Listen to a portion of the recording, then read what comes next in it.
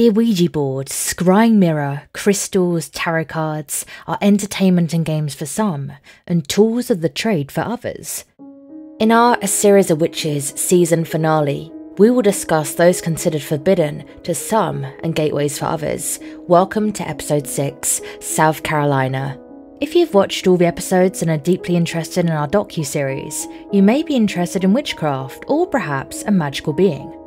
In our last 5 episodes, we've kept the content upbeat, positive, and on a safe path. But that is not reality. There is always a balance to everything. Even witchcraft has its dark side.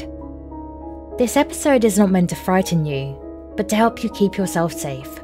Heed my warning. Those who come to witchcraft with disrespect, treating it as a game, or not taking the time to learn before doing, can have unexpected results. And, in sporadic cases, worse. Treat magic and witchcraft with respect. Learn before you do. Know your limitations, and you will grow to be a confident, productive, and possibly a priestess who will one day teach others. While we are trekking down our dark South Carolina path, we will stop by to talk to a beautiful witch, Katie Riesbeck, who will walk us through a tarot card reading and also talk about a little bit of what she is doing as a witch. At Pure Journey, we are spinning up an academy for new, intermediate, and advanced witches. The academy will feature instructor-led video courses by priestesses and experts in magic, ancient Celtic rituals, herbal potions, spells, healing, and so much more. I'm very excited to see this all come together and to share it with all of you.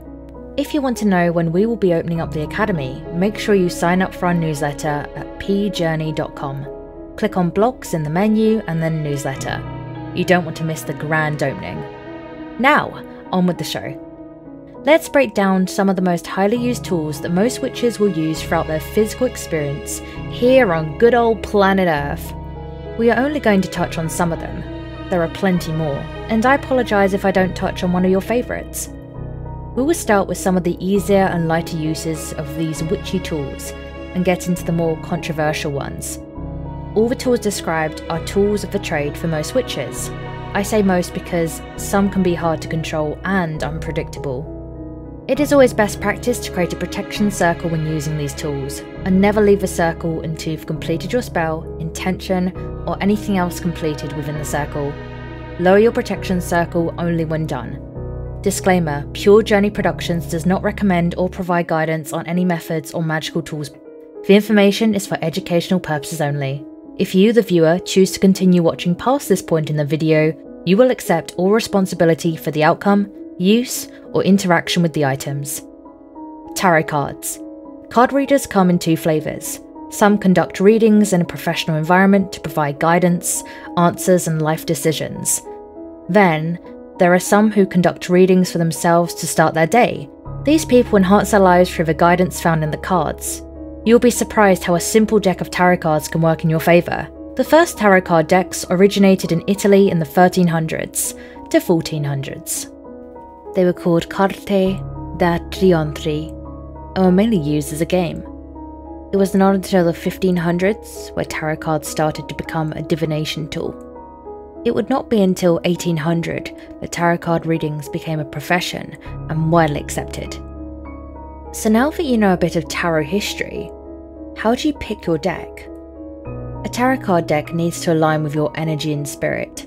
Whether you're searching online for your deck or in a physical store, the card's energy will call out to you. Word of caution: if you're choosing your deck from a vintage collection, auction, etc., be very aware of the energy that is coming out of a deck, since items can hold the energy of someone who touched or used an item. That residual energy can alter a reading. Tarot cards are the least intrusive to the spirit world. I've never had a bad experience with them. Even when a card pull is considered not ideal for the recipient, there is always a lesson. The recipient of the reading always has the power and the ability to change their future, no matter the reading results. Cards are just a tool to help you make better decisions, achieve goals, and more. A reading is just a small glimpse and push in the right direction. It does not define your entire life. Think about it this way. If a card states extreme success, abundance, and the recipient decides not to do anything to support the reading, then essentially that reading will never manifest into anything. The decision to ignore the reading and do nothing forced a parallel future to occur, and a new reading will need to take place to reassess the new condition brought into play. If you can learn to be proficient at tarot readings for yourself, then daily card pulls are best because you're constantly refining your skills and at the same time, bring clarity to your day-to-day life. If you are not proficient at card reading or do not seem to master the gift, another option is a weekly or monthly reading with a professional mystic, such as the very gifted mystics found at Pure Journey. Crystals and stones. Crystals can absorb, store and deliver energy. It is a scientific fact. This is why many wristwatches use crystal quartz movement to keep your timepiece telling the right time. Crystals are one of the elements on Earth that can continually recharge themselves and consistently sustain an accurate pulse of energy. The second hand is ticking because of the crystal quartz. So if a crystal can deliver this energy to a watch, it can definitely deliver this energy to a human being in various ways. Crystals have been used for centuries to heal, soften an emotional event, protect, fight disease, and anything else you can imagine. Crystals do all these things very well. Crystal healing originated around the late 1500s, early 1600s in Germany, and immediately gained a successful following. The way a crystal works is through colour and how it vibrates. This is why a particular crystal may be suitable for one thing, but may not be good for another. The colours allow the crystal to absorb or deflect certain kinds of energy. For example, let's examine some benefits found in the crystal stone called black tourmaline. Want unlimited protection from someone's bad intentions? Then carry a little piece of tourmaline in your pocket, purse or bra to watch that person move on to bother someone else. Why does this happen? Black tourmaline is a grounding stone. Since it is entirely dark, no light can escape it. It completely absorbs the energy that does not belong to you and stores it until cleansed. It is excellent at absorbing the person's energy, trying to get a rise out of you or trying to cause you harm. That person cannot understand what is going on, but they will not have the energy, will, or desire to continue to bring their negative energy around you. It is the ultimate protection and grounding stone. This is just one of the uses of hundreds of stones in a witch's toolset to assist in creating all kinds of great stuff to happen. A good rule of thumb is to educate yourself on crystals and get certified as a healer to take your crystal practice to the next level. The scrying mirror. The mirror has been a staple of the craft for generations. Mirror scrying originates from the ancient Celtics, and they used it for military purposes. It took the place of water. By looking into the mirror, they will be able to see an enemy's location and planning. They would also use it as a means to travel quickly to a more strategic location during battle. For a scrying mirror to work at its highest potential, the craftsmanship must incorporate a large amount of pure silver. Silver is the element that activates the magic. The older the scrying mirror, the better. Years of use is what gives the mirror its magic and power. The older the mirror, the more powerful it will be when you perform your magic. As with anything antique or vintage you bring into your home, you'll want to cleanse the mirror before it crosses the threshold of your home. Take it to your garage or an area outside your home and remove any energy that does not belong to you. These mirrors are simple to use. Position yourself so you can't see your reflection, light a candle, then light incense to add a bit of smoke if you want to go all in. Take a few deep breaths and non-verbally state your intent. The surface will start to look like water. Allow it to do its thing and once again state your non-verbal intent. The mirror may show you things you don't understand, and that is okay. Once complete, write what you saw and felt in your journal. Your session will eventually start to make sense. Finally, when you get good at using the mirror, you'll be able to move through it just like the Celtics did all those years ago. The mirror is a powerful tool of the craft and must be used with extreme respect. With the mirror, you have to be careful when using it and ensure your intent is laser focused. The mirror will open a portal to the other world, and when it does, you want to make sure you are not distracted, tired or unprepared for what may occur. The good thing with the mirror is you can stop whenever you want. If you don't like the energy around you, then break your gaze and stop. You have total control of what you feel and the results you want from the mirror. It is a powerful tool, but also forgiving if you need to back out of a situation. I don't recommend anyone using a scrying mirror right away. It is better to learn a bit about the craft and slowly move into scrying when you feel ready. A Ouija board. Now it's time to get into one of the most controversial tools that a witch may or may not use. These boards are ancient and not intended to be a game. Some love the results they get by using the board, while others stay entirely away from them because of their unpredictability. The 1800s sparked the use and complete adoption of the talking boards, or spirit boards as we know them today. They serviced as a tool for the medium to talk to the spirits. It was not until the 1900s where commercialization turned the board into a game. Although history tells us the development of the talking boards originated in the 1800s, they go further into the past. For the collector of such things, they were crystal, wood, metal, and other kinds of materials used to craft talking boards as early as the 1300s. Humankind has always had a fascination with speaking to the dead and the unknown. The Ouija board comes with a few disclaimers. Not all witches will use them because it is not a respectful tool to use when working with spirits. The board is the equivalent of going to someone's house you don't know and kicking in the door or breaking a window to get access to whoever is in the house. It is disrespectful to communicate to a spirit you want help from and an aggressive way to force the help. Just like kicking in a physical door, the use of an Ouija board causes much noise and brings much unwanted attention to yourself. For this reason, it is not uncommon to attract the attention of demonic energy or just a bad player who wants to cause you harm. The portals you open with a talking board can't just be closed by saying goodbye. That is all movie mumbo jumbo. When you open a portal in such way, it takes a bit more to close a portal properly. It also takes a lot of protection even to consider opening a portal. If you are considering using a talking board, then I would suggest you consider it an advanced witchcraft tool because of the power it can wield and the harm it may unleash upon the one who uses it. A person can use a board 50 times and never have a bad experience, but it is that 51st time that you need to worry about where you kick in that door and there is something big, bad and ugly waiting for you on the other side. Now it's time to meet our modern South Carolina witch. Please welcome Katie Riesbeck. I'm Lily DeRose and I am in South Carolina. Great. So you, Katie, consider yourself to be a dark goddess, a dancer, an author, all this really cool stuff. Where did all that come from?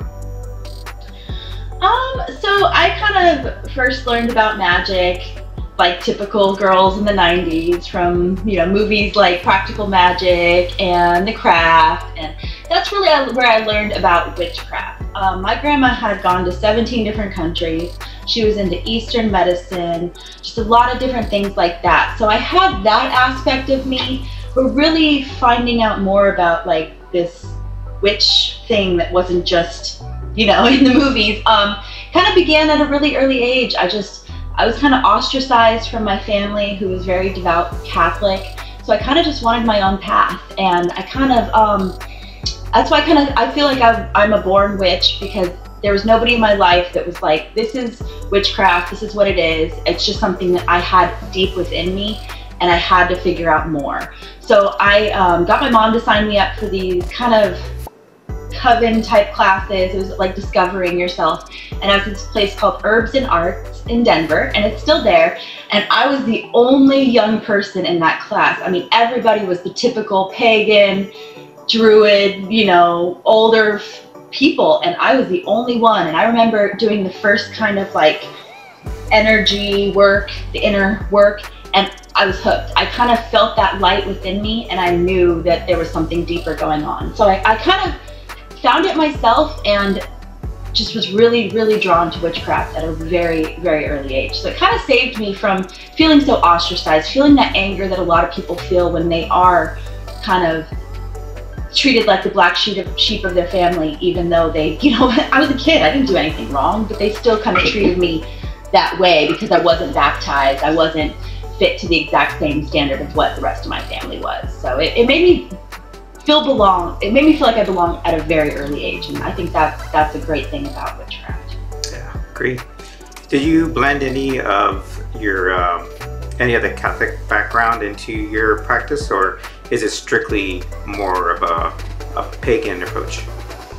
Yeah, I think that it's more pagan.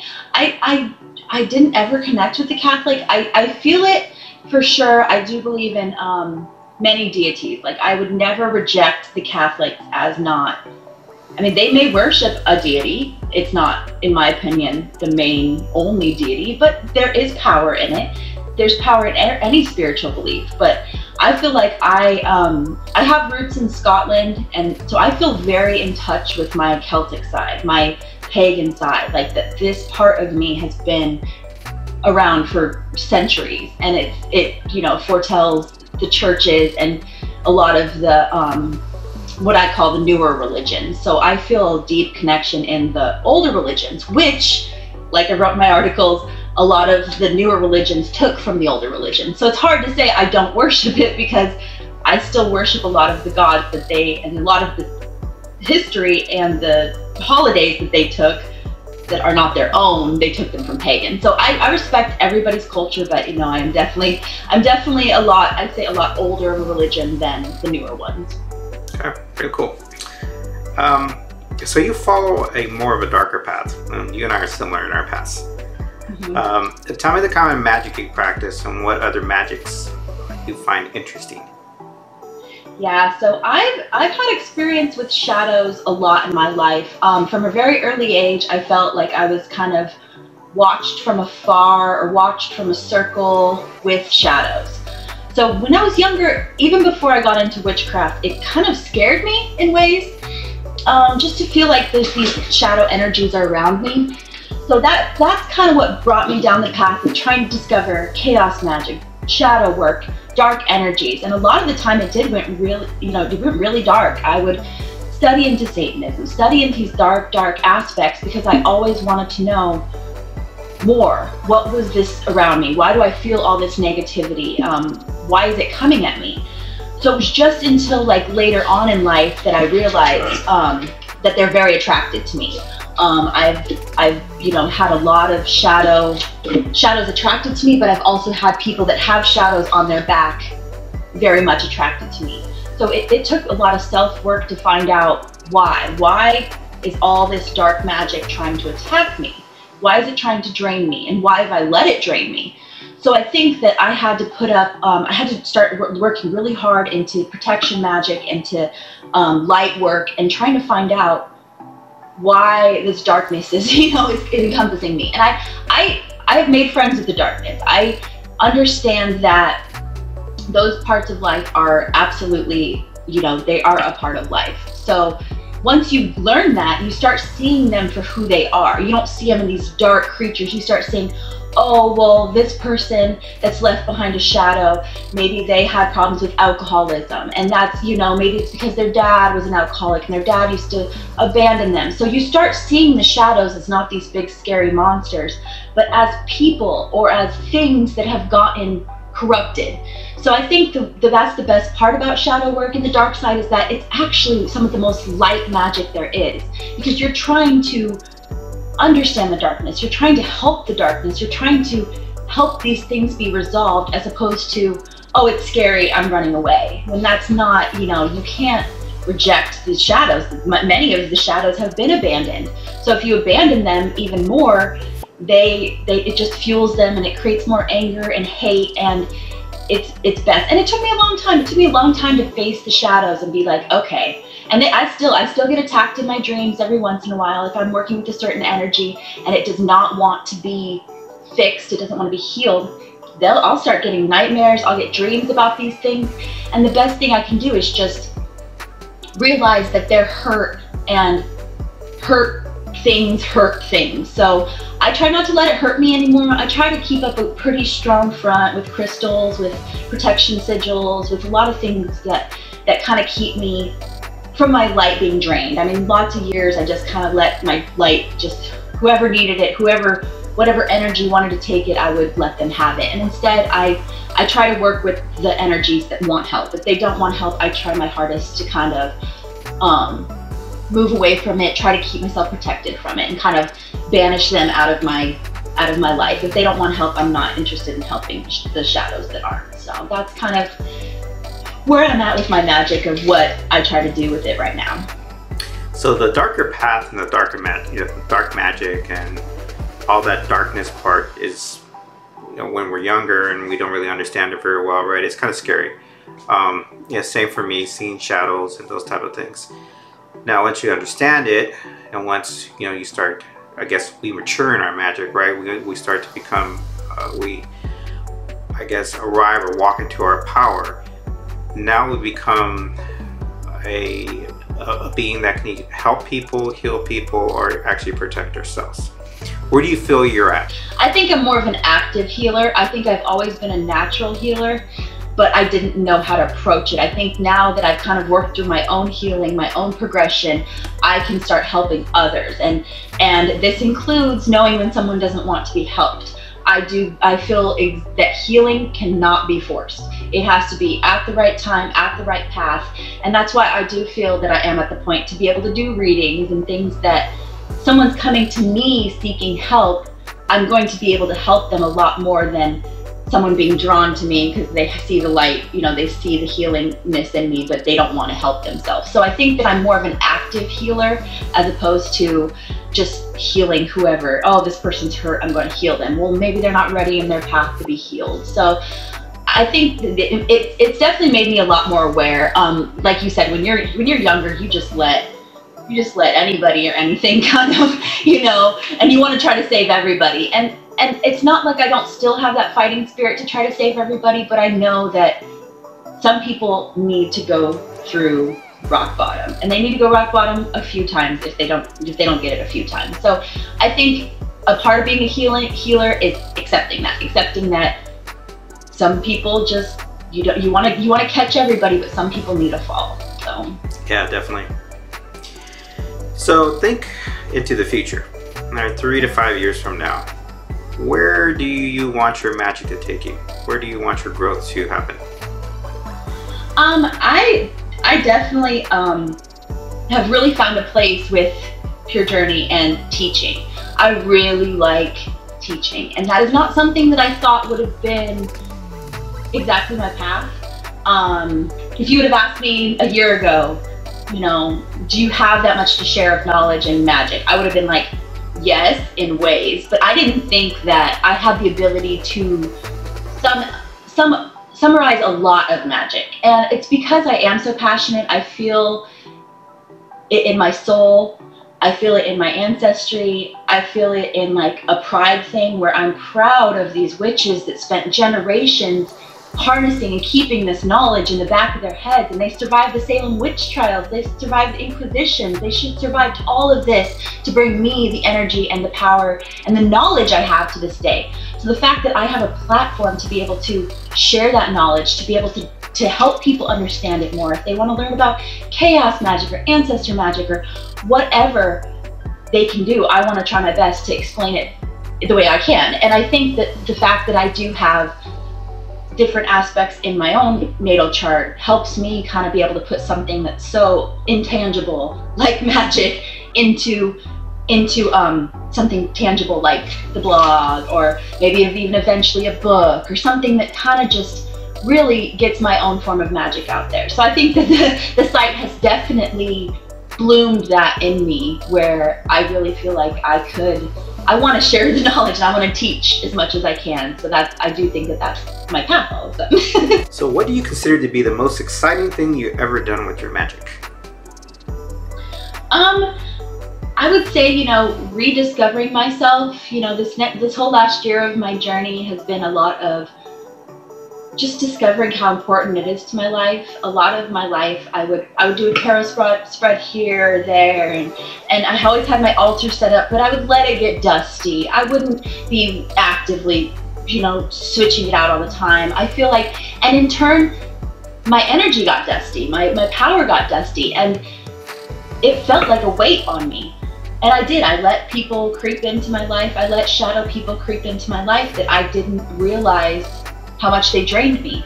So I think that the biggest thing I've done with my magic this last year is just really develop who I am as a person. And I think that I cherish it every day, that something that was there all along kind of was patient. It waited for me. It waited, and like we talked about earlier, it's at the right time. And it's almost like the spirit was just like, okay, hanging on. They knew exactly what path I was going to go on. So I think it almost baffles me, because people could be like, oh, I see it. I see how you're on this journey. But it's me, it's like, wow, I didn't see it sidelining me like that and becoming such a huge part of my life. It's always been a part, but it never was that like actively, and I'm constantly practicing now. And I just didn't, old Katie wouldn't have thought that it was realistic, she would have been like, oh, yeah, once in a while, it's fine. But now I guess I realize how important it is to me. The magic has shown me how important it is to me. So seeing how much power it has, not that I've ever been an unbeliever, but seeing it manifest itself so strongly through our, dynamic, through the website, through, the situations I had with my dance, where it's all connected. It's all connected, and it makes me feel like it's mind-blowing. It really is. It's really just the most mind-blowing thing. Is there anything unpredictable or unexpected that you got through your magic that you're still trying to figure out how to stabilize or how to understand it? Definitely the dream prophecy. I never thought I was medium. I never thought I had any sort of medium abilities. And it really shows that even if you are not a medium, even if you don't consider yourself, oh, I see spirits or I talk to spirits, they visit you. As long as you're a powerful entity, they will visit you. So I think grappling with my dreams and how much they actually do mean is interesting, because I've been practicing dream magic since I was a kid. I mean, my mom always had this huge thick book of dream magic and really was just always into the dreams, and she came to the conclusion that they don't really mean much. I am starting to realize that's not true. And she kind of dismissed it, and it kind of made me be like, oh, okay, well, maybe it doesn't mean much. But I have been visited by one of my best friends in the whole world, and she has saved me from a lot of times of having depression, because like we talked about the shadow work, it's when you grow up with shadow entities, it's hard. You can be the most happiest light person in the world, but they start weighing on your energy, and they bring you down, and it becomes you. You might not be the shadow being, but you could easily be taken by them. So the fact that my friend has saved me a few times from those shows me just how much I don't know, how much is out there, how powerful I am, but also how powerful all beings are. Like, you don't have to be generational medium to be able to really connect to the other side. So I think that was a really unexpected, and also something that I'm still just so new at, but it blows my mind. And it's on the positive and on the negative. I mean, when I wake up from a negative dream and I know that this entity is getting to me and it's trying to attack me, it doesn't make me feel scared, but it makes me feel like, wow, what can I do better next time? Or what do I need to do for today to not let it affect me? Or do I need to make sure I light my black candle before I go to bed? But it's still so new to me and unexpected. So I think that that's the one part of my life that I'm kind of just interested in learning more, but I know it's also going to come with time. Yeah, definitely. Do you also travel when you dream? Yeah, I travel a lot. And I guess because my heart is so many different places, and like I said, my grandma traveled to so many different countries, I can find myself in a place that I've never been. And because my grandma was she was my spirit entity. She's my guide. She's been my guide. She's been gone for 11 years, but she's still very much my guide. She'll take me places that I'm like, wow. I mean, like, am I in Damascus? Am I in Istanbul? I mean, it's really cool, because me and my mom always like to say, it's like, she's not here anymore. She's out traveling, and then sometimes I feel like I'm taken to other worlds, and that's where the whole rift between the space-time continuum and where science meets magic and all these aspects that we don't even understand start coming into place with me, where I feel like there's such a connection to things on so many levels. And that's why it's really amazing to see even what we've discovered in our lifetime, what we're going to discover in next lifetimes, and how much science and magic, I think, are going to end up really correlating. And the witches are going to be the scientists of our time. We are going to be the ones making new discoveries, and I do think that we do that every day.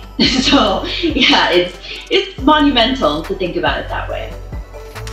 So with the exceptions of dreams, is there anything that makes you feel uncomfortable or scares you that is not in human form, but in your physical life? that has to do with your magical following or your magical practices? I'd say I'm really not scared of anything, because I do really feel like every aspect has its own purpose. Even the shadow beings, I feel like they need healing just like anybody else. So I really am not scared. The only thing I'm really scared of is people that aren't open to, you know, to learning and to growing. I think that that's what stifles all of humanity more than anything, is people just not willing to hear someone out, not willing to study into something. I mean, we have the whole internet in front of us, and we're making connections. We're making, you know, soul connections. I mean, even me and you, never meeting, but like I feel a soul connection with you, and we are able to do that through the internet. So people should be like, wow. I mean, it's mind-blowing the power we have. So I think that that's ignorance, and that's probably been all witches in all of history, but ignorance is probably the scariest thing. So, yeah. Both you and I hold magical space here at Pure Journey. Now I want to know what the cards are going to say about our working paths together, and also the future for the business. You know, what our successes, where those are going to be at, if the cards are going to tell us, and where we need to focus. Awesome, sounds good. Okay, so the first card, this is going to kind of be like, not so much like the business challenges, but more of like kind of where we're kind of at in our path, what is kind of going to be our strengths, our weaknesses, things that kind of just like what this summation of what our journey is with Pure Journey. So first card I get is the Empress. This is my new wave tarot deck. I love it. So the Empress on this position is going to kind of explain, you know, it's the divine feminine. I mean, she is literally the witch of the tarot. This is a really good card for us to kind of get as the first card. This just you know, pretty much confirming we are very powerful as witches. We're expressing ourselves correctly. We're making sure that we're, you know, channeling the divine feminine. Like I said before, magic is a very abstract, abstract subject. So the fact that the Empress is with us on that, she is, you know, she's by our side, kind of telling us that we are on the right path, that we're doing her justice. So that's a great card to get. It's definitely not a challenge card, because it's very much like her kind of being like, you guys are kicking ass when it comes to magic. So yeah, that's awesome to get her. That's a good sign. So, and then the next one is going to be kind of who we are, me and you together, kind of what our dynamic is, and then also what we're kind of bringing into the world. So for that one, we got the Ten of Wands. So glary, I don't know why. There we go. The Ten of Wands kind of represents, you know, burdens being lifted, prioritizing things that maybe we've kind of struggling to get it off the ground. We've kind of gotten past that point where we're kind of ready to start creating a pace, creating a system to be able to get this all going, kind of streamlining it. So again, this is a great card for business, because it's saying that we're organizing, we're flowing, we're not having to force anything. It's all just kind of coming very naturally. So it's great to have that kind of dynamic between us and see kind of like our flow. So that's great. And then the third one is going to be like what's most important to remember. And this can be like, what do we need to keep in mind when we're building the business, or like what do we want to, what can we get moving forward? So it can be, again, a challenge thing, but it can also be very much like what do we both need to keep in mind. So come on. So for this one, we got the reversed moon. So this is kind of talking about not letting, so the moon right side up is very nurturing, but upside down, this is like not letting others kind of sabotage, not letting others kind of defer us in our goals, that we're on the right path. So this can represent lying. It doesn't always have to be lying, but it can be like deceit, flakiness.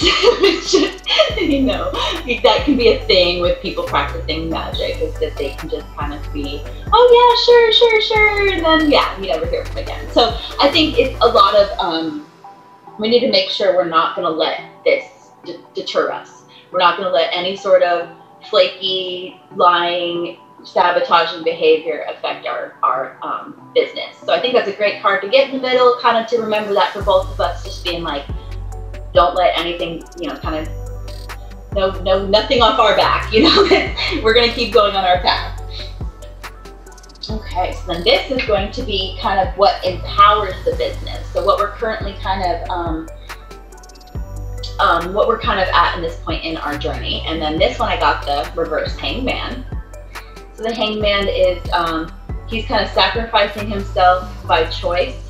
So the reverse hangman is how people would think of the actual hangman. So this is also very, you know, take it slow, make sure we're getting results, very much of just being happy with what we have at the moment, not trying to force things, not trying to, I mean, especially with something like the witchy situation, magic takes time. Like we were talking about, such a slow growth.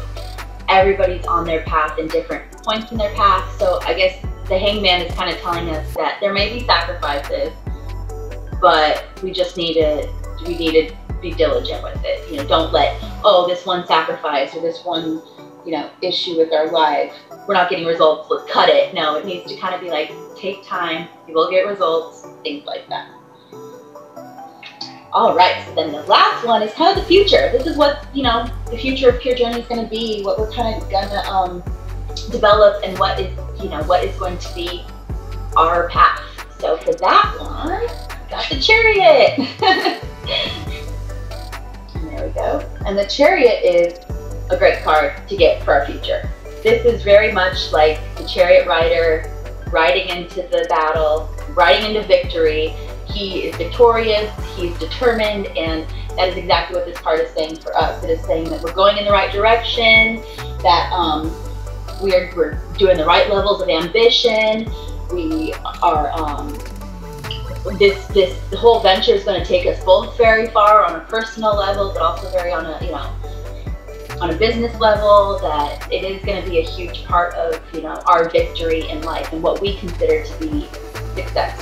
So I think that's awesome that we get the Chariot, because he is very much, he is on his journey to win and to really to get, you know, to get victory. So I think this is good. I think it kind of helps us sum out what we're dealing with. You know, we definitely getting the Empress as a top card is huge. I mean, just to have her blessing kind of made me really excited when I first saw it. I was like, oh my gosh, you know, she accepts. You know, she's there. She's definitely by our side. And then of course, it's always obvious we're gonna get some struggle cards. It's a business. It's, you know, it's something that takes time, takes building. You know, I like the upside down moon because, you know, it is very an emotional card, but business is not emotion. So I like how it's upside down. It's saying, don't let emotions get in the way. You know, at the end of the day, we both love witchcraft. We love what we're doing, but you can't, you know, we also want to help people. And the best way to help people is to kind of be resilient, you know, not let something knock you off trail. So, yeah. Yeah, very good. Yeah, this is really cool. Thanks, Katie. Yeah, of course. I'm excited. That was a good reading. That was great. A good omen, you know, and like I said, I love the fact about tarot for that reason, is because it is surreal. Like I said in my articles, tarot is never going to sugarcoat anything. It's never going to tell you, oh, you're doing great, just keep. It's going to say, you're doing great, but don't let this sabotage you. And don't let, you know, don't become flaky, and don't, you know, not that we would, but, you know, don't let people that are, you know, flaky bother you. And, you know, I think a lot of people struggle with that. And it's about bouncing back, you know. That's really important for anything in life. Yeah, definitely. Yeah, getting back up again when you get knocked down. Yeah. Yep, thank you very much. And so the last thing we're going to do is tell me a little bit about the kind of readings that you do, so people know what you can help them with, or any of the skills that you have actually. Yeah, absolutely. Well, yeah. So I like to work in tarot, oracle cards, natal chart readings. I like to do the whole package. So definitely, to get any sort of help from mystical services, you do need to have quite a few readings. I mean, you do need to probably get your natal chart read. You do need to understand it. And I like helping people understand that part of themselves, because it took me, I've been studying astrology since I was young, and I'm still discovering things about myself. So I still, go to mystics and readers. Just because you're a mystic does not mean you do not get your own readings done all the time. So I think it's really important to get readings, because it's a different perspective. So I really want to help people, help them with their shadow work, obviously, but also help them discover ways to help themselves with the shadow work. I'm all about that aspect. The readings that I'm going to be doing, of course, I love doing love readings. I love doing career readings. But if I can bring out aspects in those readings that help people work on parts of themselves that they maybe weren't looking for, that's what I'm into. There are things that people need to do to build themselves up. You have to focus on the struggles too. It's not always about the good times. And I think that's the best part about shadow work. So encouraging shadow work would be my main goal, because a lot of people don't realize you can be working on yourself, everything's going great, and then you might have someone in your life that's just sabotaging you, or they have a negative entity on them that's sabotaging you, or feeding it. And I think that would make my life feel complete if I could help people more aware of what's around them, what energy's around them, and then help them work with it more. Whether it's energy work or magic, even helping people find out what path of magic. I would love, to be able to start going into reading and make recommendations for people, because it's so funny how many people I think could benefit from chaos magic. People hear chaos magic and they're like, oh my gosh, but it's like, hey, you're a free thinker, you're very air energy. You could probably benefit from not having a structured practice. So I think that's my eternal goal, is to make sure people are on the right path. So that's definitely what I want to keep doing, is that, and then building relationships with my clients. I think that's the best way I can help them.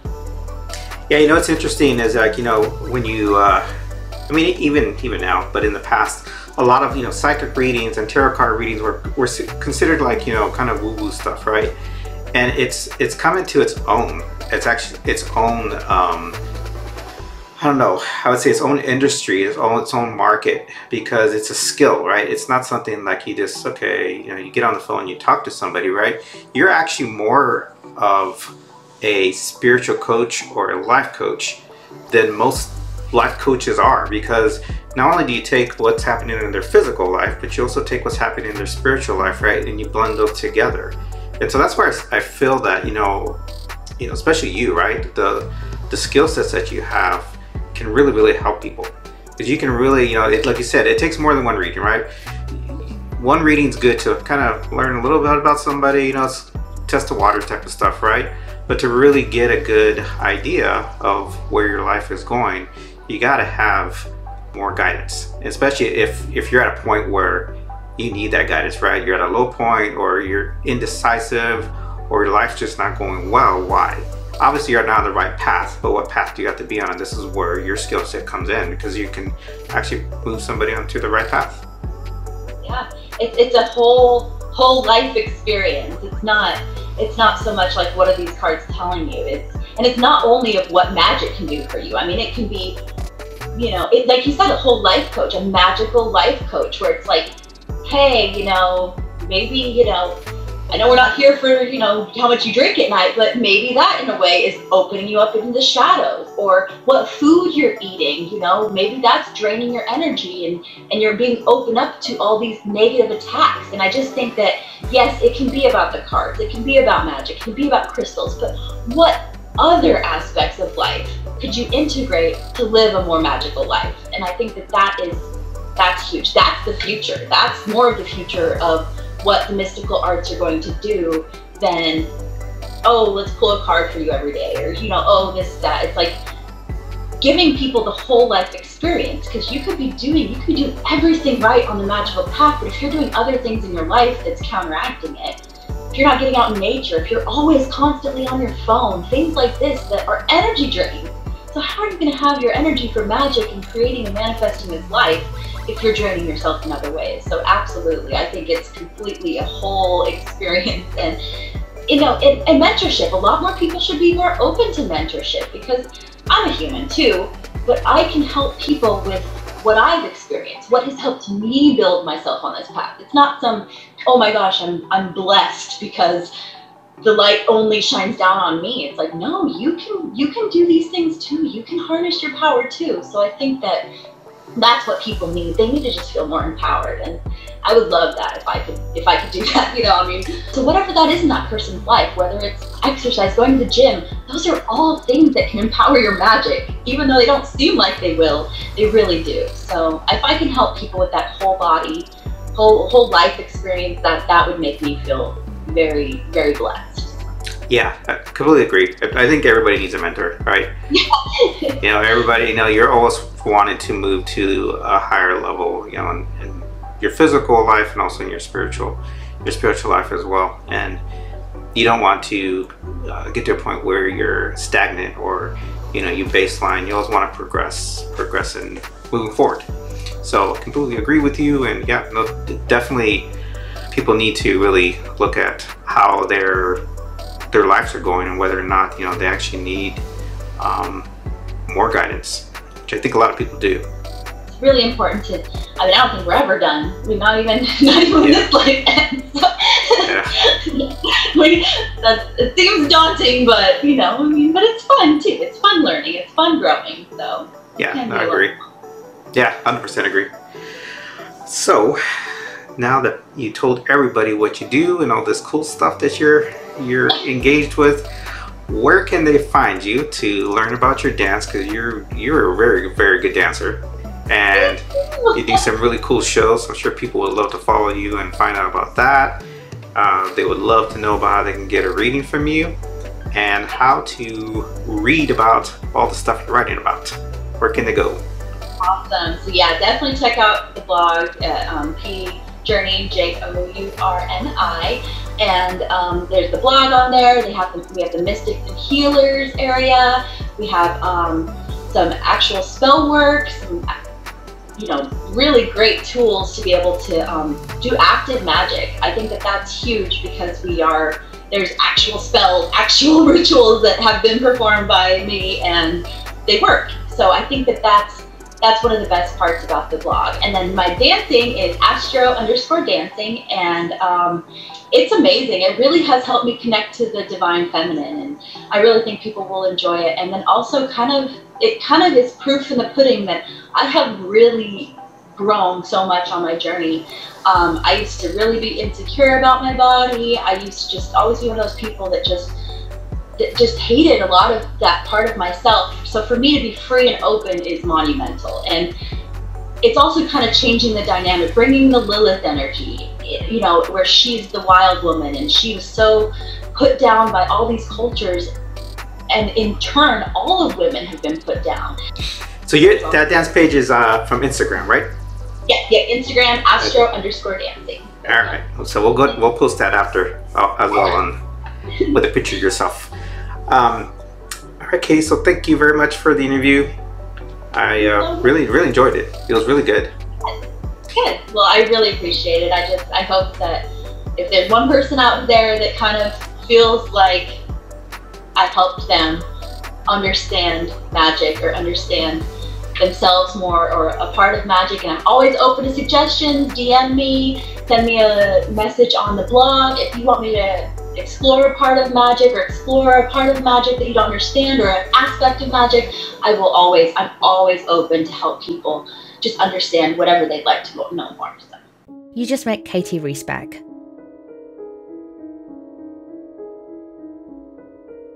The world is a grand place. It is like a book. Most will spend all their life only seeing the book's cover, and then some open the book to experience all the wondrous things that the world has to offer. Before I go, I have a few things to share with you. The producer confirms there will be a series of Witches Season 2. To find out release dates, etc., sign up for our newsletter at www.pjourney.com/witchy-tips. We have a lot of spooky and fun things planned. The producer confirms that Season 2 will be released exclusively on Vimeo.com. More information will be coming out about that later this year. A Series of Witches Season 1 will remain on YouTube and the Pure Journey website. I want to thank all the witches that helped make this season a success. Until next season, stay witchy. This has been A Series of Witches.